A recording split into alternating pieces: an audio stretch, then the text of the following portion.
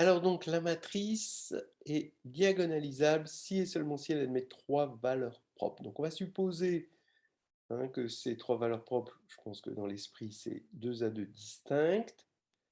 D'accord? Donc, si les valeurs propres, les trois valeurs propres, elles taille 3, donc si elles sont 2 à 2 distinctes, effectivement, le polynôme caractéristique est sein des simples, donc il y a un polynôme annulateur sein des simples, donc c'est diagonalisable. Maintenant, réciproquement, bah, si c'est diagonalisable, comment montrer que les multiplicités algébriques sont égales à 1? Bah, en fait, si on arrive à montrer que toutes les multiplicités géométriques sont égales à 1, comme c'est diagonalisable, les multiplicités géométriques sont égales aux multiplicités algébriques, donc ce sera égal à 1 et ce sera gagné. Donc en fait, comme donc regardez, vous appelez A cette matrice, vous regardez la dimension du sous-espace propre, puisque vous cherchez la multiplicité géométrique, vous regardez la dimension du sous-espace propre euh, pour la valeur propre lambda, donc vous essayez de résoudre AX égale lambda X. Mais quand vous résolvez AX égale lambda X, vous allez regarder cette matrice-là moins lambda identité, et vous regardez son noyau. Donc, ça revient à regarder son rang. Mais ici, vous enlevez lambda sur la diagonale, puisque vous enlevez lambda identité, et vous voyez bien que ici, vous avez une sous-matrice carrée qui est inversible. Donc, vous avez un mineur non nul, d'accord? Donc, ce que je dis, c'est que la matrice A moins lambda identité, quel que soit lambda, est de rang supérieur à 2, puisque la taille d'un mineur non nul est toujours inférieure au rang. Donc, ça veut dire que quand vous allez résoudre une équation AX égale lambda X, vous allez avoir un espace vectoriel, un sous-espace vectoriel de dimension, forcément, de codimension supérieure à 2, donc de dimension inférieure ou égale à 1. Et si lambda est une valeur propre, la dimension c'est plus grand que 1, et comme c'est inférieur à 1, donc c'est égal à 1, et comme c'est diagonalisable, on a bien ce que l'on voulait. Donc c'est vrai, si A cube égale IN, alors A est diagonalisable sur C. Alors oui, bah oui, parce que c'est annulé par x3 moins 1, x3 moins 1 qui est scindé simple sur C, c'est x moins 1, facteur de x moins j, facteur de x moins j2. Donc, vous remarquerez que ce serait faux sur un corps de caractéristique 3, parce qu'à cause de, on a x3 moins 1, c'est x moins 1 puissance 3, quand 3 est égal à 0. Donc ça, c'est vrai, mais ça aurait été faux sur F3, par exemple. Si A5 est égal à IN et A est diagonalisable sur R, alors A égale identité. Alors, A5 et A est diagonalisable sur R, alors A égale identité. Donc, on va regarder, comme c'est diagonalisable, on va regarder les valeurs propres. Elles sont toutes réelles. Et comme les valeurs propres sont toujours annulées par un polynôme annulateur, donc il y a une inclusion, attention, un polynôme annulateur n'a pas pour racine l'ensemble des valeurs propres, mais il les contient dans les racines. Et donc lambda, si lambda est une valeur propre réelle, lambda 5 est égal à 1, mais la seule racine réelle de lambda 5, donc c'est 1. Donc c'est diagonalisable avec pour seule valeur propre 1. Donc forcément, la diagonale, c'est IN. Donc c'est semblable à IN, donc c'est égal à IN. Donc là, c'est vrai. Si A appartient à Mn de R, vérifie A2 plus A plus IN égale 0, alors A n'est pas diagonalisable sur R. Alors, on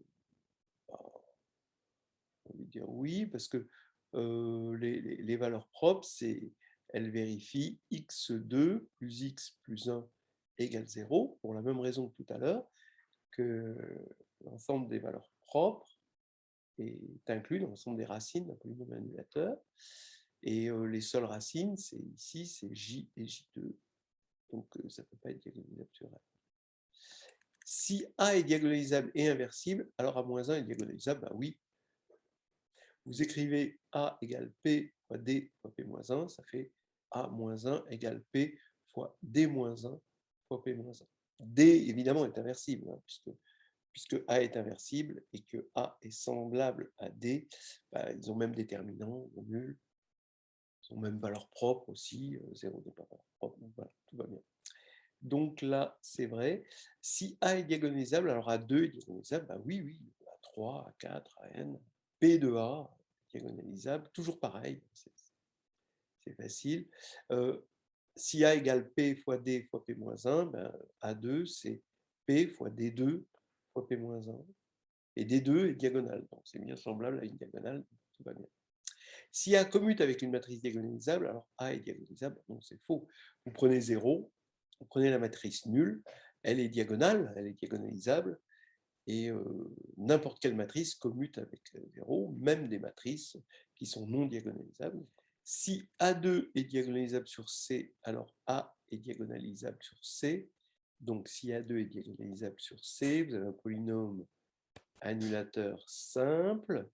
Comme on est sur C, vous pouvez prendre ce polynôme et puis le scinder, hein, la forme x, un produit de x moins lambda, avec les lambda tous distincts. Alors, P, ce polynôme qui est égal au produit des x moins lambda, s'il annule A2, ça veut dire que P de x2 annule A. Donc ce P de x2, c'est x2, un produit de x2 moins lambda. Voilà. Maintenant, ce x2 moins lambda, les deux racines carrées de lambda, vous les appelez mu et moins mu, forcément. Et donc, ce polynôme P de x2, vous le décomposez en produit de x2 moins lambda, c'est-à-dire x moins mu, facteur de x plus mu. Et là, évidemment, il y a juste un seul problème à sa simplicité, parce que là, il est presque simple, sauf quand lambda égale 0. Parce que pour lambda égale 0, vous allez avoir mu et moins mu qui sont égaux. Voilà. Donc là, vous avez montré que P, vous avez un polynôme annulateur qui est scindé un peu partout, donc ce produit des x moins mu, facteur de x plus mu, quand mu est différent de 0, qui annule A, mais vous avez quand même x2, si 0 fait partie des valeurs propres de A2. Donc là maintenant, pour que ce soit diagonalisable, ben, il faut que, donc, quand on va appliquer le lemme des noyaux, on va avoir dans le lemme des noyaux au polynôme annulateur P, on va avoir ker de A2 dans la décomposition du lemme des noyaux. Mais si ker de A2 est égal à ker de A, alors on a gagné, c'est-à-dire on retrouve un sous-espace propre et donc E se décompose en sous-espace propre. Et réciproquement, si A est diagonalisable sur C, c'est évident, hein, le noyau de A, hein, vous diagonalisez, hein, vous diagonalisez D, bah, le noyau de A est égal au noyau de A2 si et seulement si le noyau de D est égal au noyau de D2, quand D, c'est la forme diagonale de A. D'accord, vous ramenez en fait à l'endomorphisme. Hein. Vous regardez ker de U est égal à ker de U2. C'est ça que vous vous posez comme question. Donc maintenant, vous pouvez le regarder dans n'importe quelle base. Et entre autres, comme A est diagonalisable, vous pouvez le regarder dans la base de diagonalisabilité. Donc ici, quand vous avez votre matrice diagonale, ça, vous le voyez tout de suite par le calcul, que le noyau de D, c'est égal au noyau de D2. Ça, c'est une évidence. Donc ça, c'est vrai, c'était pas facile. Si A est diagonalisable, alors l'endomorphisme MA donne AM est diagonalisable. Oui, c'est un classique. Dans le carnet de voyage en algébrie, c'est fait, il y a un exercice là-dessus, dans le chapitre de réduction.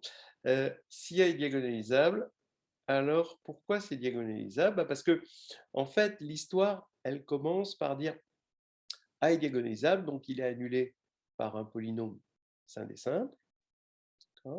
Maintenant, ça, c'est bien un endomorphisme, d'accord, mais cette fois-ci de l'espace des matrices, carré. Et vous voyez que cet endomorphisme, si vous l'appliquez 2 fois, ça va faire m donne A2m. Si vous l'appliquez n fois, ça fait m donne A puissance nm. Et par combinaison linéaire, si vous appelez phi cet endomorphisme, phi indice A, on va dire, et ben vous avez P, pour tout polynôme, P de phi indice A égale phi de P de A. C'est-à-dire quand vous allez faire phi de quand vous allez faire phi de PA, ça revient à la multiplication à gauche par P de A. Voilà. Mais maintenant, si A est diagonalisable, il est annulé par un polynôme sein des simples. Et donc, ce polynôme sein des simples, comme il annule A, il annule la multiplication à gauche par P de A, évidemment. Donc vous avez A diagonalisable, P de A égale 0. Donc, phi indice P de A, c'est l'endomorphisme nul ici, mais c'est P de phi indice A, qui est l'endomorphisme nul. Donc, on va conclure que phi indice A est annulé par un sein des simples. Voilà. Donc, c'est vrai. Il n'est pas facile, celui-ci. Si A est diagonalisable, alors cet endomorphisme est diagonalisable. Donc, oui, c'est un classique. En fait, vous avez... Donc, ça aussi, c'est fait dans le carnet de voyage en algébrique. Vous avez la multiplication à gauche, c'est diagonalisable. La multiplication à droite, c'est diagonalisable de la même manière. Et ce morphisme, c'est la différence entre la multiplication à gauche et la multiplication à droite. Mais il se trouve que la multiplication à gauche et la multiplication à droite commutent. C'est-à-dire que quand vous prenez m, si vous commencez par multiplier à gauche par a, et ensuite vous multipliez à droite par a, ça va vous faire am fois a. Mais si vous commencez à droite et vous continuez à gauche, ça fait a fois ma. Mais par associativité, c'est la même chose. Donc ça veut dire que la multiplication à gauche et la multiplication à droite commutent. Donc on a la différence de deux endomorphismes qui commutent et qui sont diagonalisables. Donc la différence est diagonalisable, ça c'est un exercice très simple, c'est un grand classique, donc c'est vrai. Si A est diagonalisable, alors celle-ci est diagonalisable, ben non, c'est même pas vrai pour... bon, ça va être vrai pour 0, mais c'est même pas vrai pour 1. Vous allez prendre 1, 0, 1, 1 n'est pas diagonalisable. Donc là, c'est faux. Si ça, c'est diagonalisable, alors A est diagonalisable. J'ai envie de dire que c'est vrai. Parce que si c'est diagonalisable, c'est que c'est annulé par un polynôme sein des simples. Ce polynôme, quand il va agir sur les blocs diagonaux, il va forcément annuler, puisqu'il annule toute la matrice, donc il annule les blocs diagonaux, donc il annule A. Donc A est diagonalisable en tant qu'annulé par un polynôme sein des simples. Donc ça, c'est vrai. Une matrice réelle non inversible admet au moins deux valeurs propres non réelles. Alors, une matrice réelle non inversible admet au moins deux valeurs propres non réelles. Je ne vois même pas d'où ça sort. Non, hein, vous prenez 0, vous prenez, voilà, 0, elle est non inversible, elle est réelle, elle n'admet pas deux valeurs propres non réelles, puisque c'est faux. Une matrice de rang 1 est diagonalisable si seulement si sa trace est non nulle, ça c'est vrai. Ça c'est vrai, on l'a vu tout à l'heure avec la matrice avec que des 1. Vous prenez une matrice de rang 1, ça veut dire que son sous-espace propre pour la valeur propre nulle est de dimension n-1. Donc c'est diagonalisable si et seulement si la multiplicité algébrique de 0 est égale à n-1, parce que comme ça, la dernière valeur propre, elle sera forcément simple. Et, et donc, on aura le critère par les multiplicités géométriques et algébriques. Mais la dernière valeur propre, c'est sa trace. Donc, ce qu'il faut, c'est que la trace soit non nulle pour qu'elle soit valeur propre simple. Et donc là, c'est vrai. C'est un classique. Une matrice de rang 2 est diagonalisable si et seulement si sa trace et son déterminant sont non nuls. Alors, vous prenez la matrice suivante, une matrice diagonale 0, 1, 2 sur R. Elle est diagonalisable. Comme il y a un 0 et un 2 ici, elle est de rang 2. Pourtant, le déterminant est nul. Donc ça, c'est faux.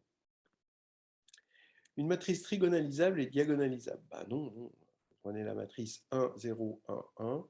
Ou si vous voulez encore plus simple, 0, 0, 1, 0.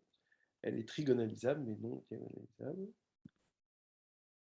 Toute matrice de Mn de C, toute matrice de Mn de C est trigonalisable. Oui, parce que le critère de trigonalisabilité, c'est d'être annulé par un polynôme scindé. Et donc tout polynôme est scindé, et il y a le polynôme caractéristique qui est annulateur, donc ça c'est vrai. Toute matrice de Mn de R est équivalente à une matrice triangulaire. Oui. Équivalente, oui, attention, hein, on ne dit pas semblable, hein, là on dit équivalente, hein, donc là oui. Toute matrice de Mn de R est équivalente à une matrice avec des 1 et des 0 sur la diagonale. Et même on peut mettre une suite de 1 et puis ensuite une suite de 0. Donc c'est mieux qu'une matrice triangulaire. Si A dans Mn de R vérifie A2 plus A plus IN égale 0, alors A n'est pas trigonalisable sur R. Donc oui, c'est vrai, parce que forcément, le polynôme minimal divise un polynôme annulateur. Donc ça va diviser x2 plus x plus 1. Donc comme les seules racines ici c'est j et j2, ça ne pourra pas... le polynôme minimal ne peut pas être scindé. Il n'a aucune racine. Donc n'est pas trigonalisable, c'est vrai. La matrice A est trigonalisable si et seulement si A2 est trigonalisable. Alors je ne sais pas sur quoi il veut dire. Si c'est sur R, c'est faux. Parce que A2, bon, on va supposer que c'est sur R. Donc A2, vous prenez A, la matrice compagnon de x2 plus 1. Donc 0, 1, moins 1, 0. Donc A2 est égal à moins 1, moins identité. Donc A2, on peut dire que c'est carrément diagonal, donc trigonalisable. Pourtant, A n'est pas trigonalisable. Donc je suppose que c'est sur R, et du coup c'est faux. Voilà, donc c'était ça. Ok. Allez, c'est terminé. Voilà, c'est vraiment intéressant, hein. Refaites-le jusqu'à ce que vous ayez tout compris, et c'est même intéressant, hein, de rajouter ces petites questions subsidiaires, hein, dans quelles caractéristiques ça continue à marcher, se poser ces petites questions, parce que là, quand même, on est à la grecque et on va rajouter un petit peu de caractéristiques P, caractéristiques nulles, corps algébriquement clos, non algébriquement clos, etc. Tout